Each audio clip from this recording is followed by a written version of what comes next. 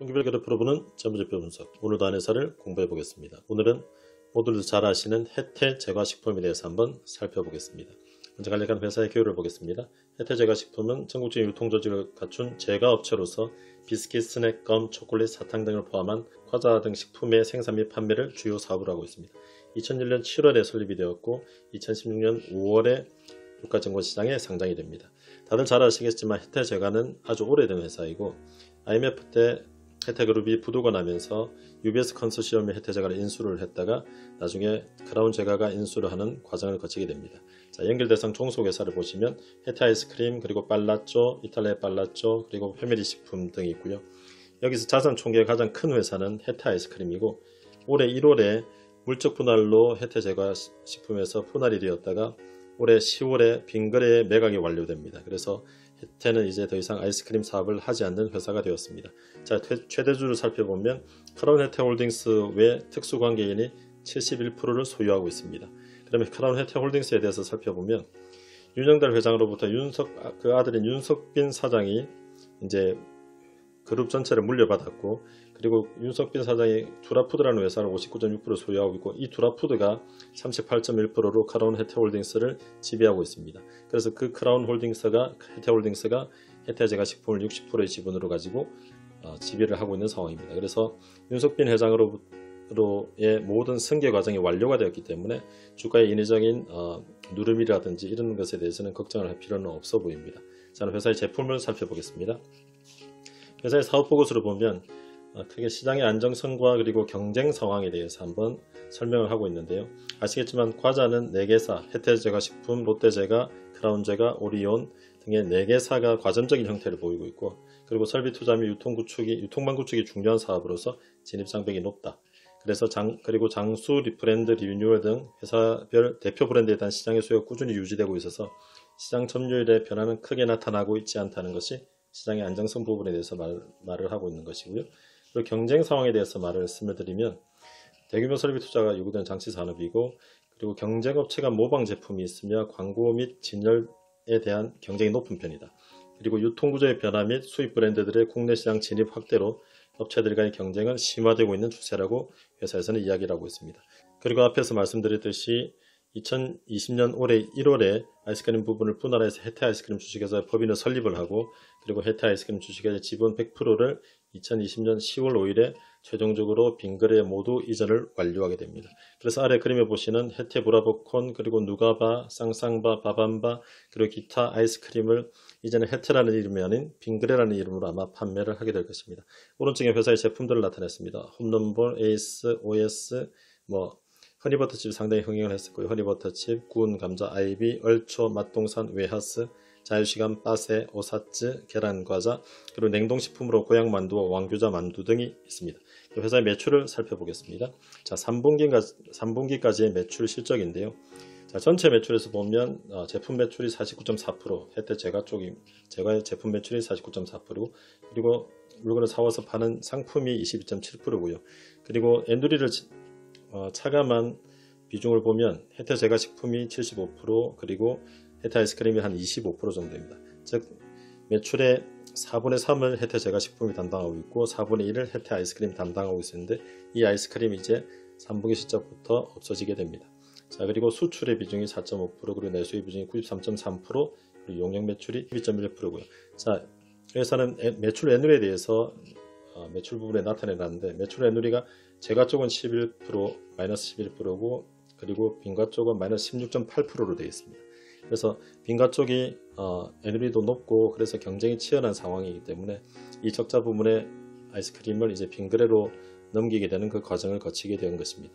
자, 그러면 원재료를 한번 살펴볼 텐데, 주요 원재료 사업 보고서에 보면 이번 분기까지 설탕이라든지 밀가루 혜태제과 쪽이 574억, 그리고 혜태아이스크림 쪽이 342억입니다. 합치면 전체 비용 중에 3,826억 중에 한 24% 정도를 차지하는데, 높다고도 할 수 없고 낮다고도 할 수는 없습니다. 그리고 이제 이것들이 국제 시세 가격에 따라서 변화가 생기게 되고, 그리고 올해 3분기 이후로 또 환율이 긍정적으로 됐기 때문에 3, 4분기 때 이제 4분기의 실적이 환율이 긍정적인 영향으로 또 작용할 가능성은 있습니다. 자, 그러면 10년 동안 회사가 그려왔던 재무제표를 그래프로 한번 살펴보겠습니다. 자, 매출액과 영업이익 부분인데요. 보시면 크게 흐름을 보시면 분기마다 차이가 있지만 매출액 어느 정도 유지가 되다가 2016년 이후로는 조금씩 떨어지는 상황이 있습니다. 그리고 영업이익도 마찬가지로 비슷한 그래프를 나타내고 있습니다. 자, 2015년에 가장 분기별로 좋을 때가 분기 매출이 2170이요. 그리고 이번 3분기 매출이 1328억인데 이번 3분기 매출은 아이스크림 매출 582억을 뺀 것입니다. 그래서 이걸 합치면 작년 동기 3분기보다는 매출이 좀 더 늘어났다고도 볼 수 있습니다. 그래서 이런 추세를 나타내고 있고 아이스크림 등이 포함이 되어 있기 때문에 분기별로 조금은 차이가 있습니다. 자, 그러면 YOY로 전년 동기 대비를 한번 보겠습니다. 매출액 증감률, 영업이익 증감률인데요. 매출액 증감률 파란색 선그래프를 보시면 2015년이 전년 동기 대비 아주 많이 올라갔던 때인데 이때가 허니버터칩을 생산 판매에서 히트를 기록했던 때고요. 그러나 그 이후에 2016년부터는 파란색 그래프를 보시면 전년 동기 대비해서 매출이 늘어난 적이 없이 계속 감소를 하다가 올해 1분기, 2분기가 늘어났었고 그리고 올해 3분기는 아까 말씀드렸듯이 아이스크림을 뺐기 때문에 아이스크림이 3분기 7, 8, 9월 달에 매출이 가장 좋을 때인데 이것을 제외하고 이번에 매출이 많이 줄었다고 보이지만 아까 말씀드렸듯이 아이스크림 포함하면 매출액도 전년 동기보다 조금 더 올라가 있는 상황입니다. 자, 아이스크림을 제외했기 때문에 3분기 가장 실적이 좋은 아이스크림을 제외했기 때문에 영업이익도 전년 동기 대비해서 22%가 줄었지만 이것도 이제 향후에 내년부터는 이제 기저효과로 좀 더 좋아질 것으로 예상이 됩니다. 자, 그러면 수익성 지표 GPM, OPM, 판관 비율 그리고 NPM, ROE, ROE 등을 한번 살펴보겠습니다. 자, GPM 매출의 총이익률이 한 40% 전후로 기록하다가 매출이 줄고 난 뒤에 매출 총이익률도 줄어서 한 37% 현재 나타내고 있고요. 근데 이제 매출이 줄면 보통 판관 비율의 비중이 높아지는데 혜태제과는 이것도 잘 관리해서 다시 조금 그때보다는 조금 더 떨어뜨려 놨습니다. 이렇게 구조가 이루어졌고요. GPM 빼기 판관 비율이 OPM이기 때문에 OPM도 비슷한 흐름을 보이고 있고 판관 비율도 같이 줄었기 때문에 영업이익률은 그렇게 많이 줄지 않은 것입니다. 그리고 한번 작년 4분기 때 무형자산 영업권의 손상차손 296억을 인식을 한 게 있기 때문에 이때 순이익이 많이 줄었고 이 순이익이 최근 4분기 합산으로도 계속 순이익이 마이너스를 나타내는 것을 나타냅니다. 그리고 ROE는 마이너스 7.7%, 뭐 좋을 때는 10%를 넘어갔다가 현재 마이너스 7.7%고 작년 4분기 실적이 이제 제외가 되면은 플러스로 나타낼 것으로 보입니다.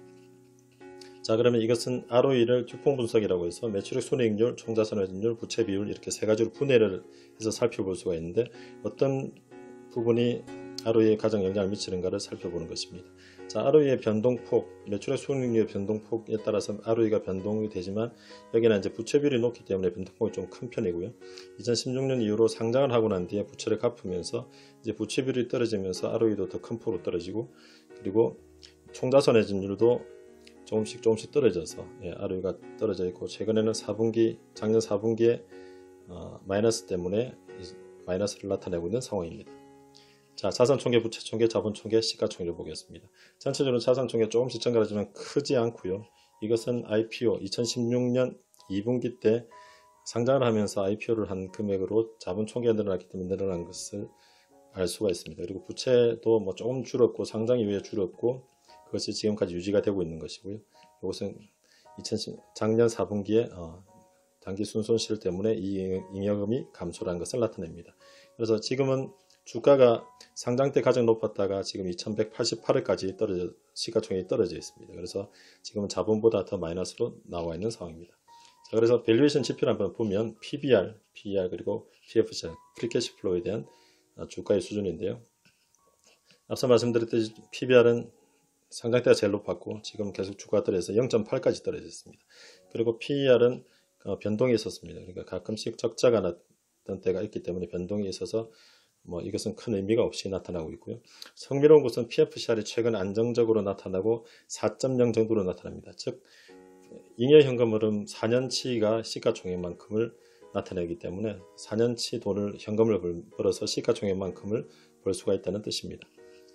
자, 그러면 매출채권 회전율수, 재고자산 회전율수를 보겠습니다. 늘 말씀드리지만 매출액과 영업이익이 아무리 좋다고 해도 매출채권 회전율수나 재고자산 회전율수가 좋지 못하면 나중에 충당금을 많이 쌓게 되거나 안 그러면 재고에 대해서는 채와 재고 때문에 다시 영업에 손실이 날 수 있는 부분이 있습니다.